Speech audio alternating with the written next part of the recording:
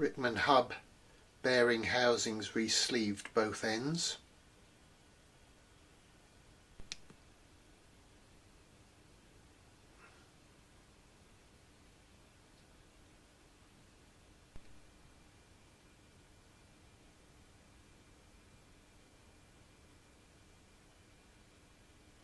Spindle nuts, spindle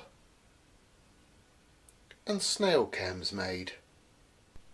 Snail cams are with a 17mm bore. I've made a new back plate from solid billet. Yet to drill the holes for the brake pivot. Got to get myself some brake shoes first to double check everything.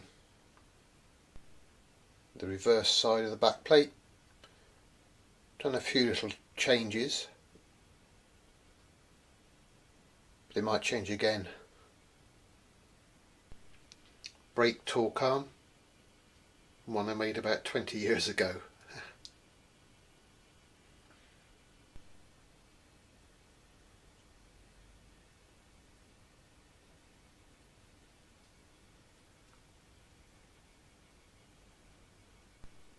This is the front hub.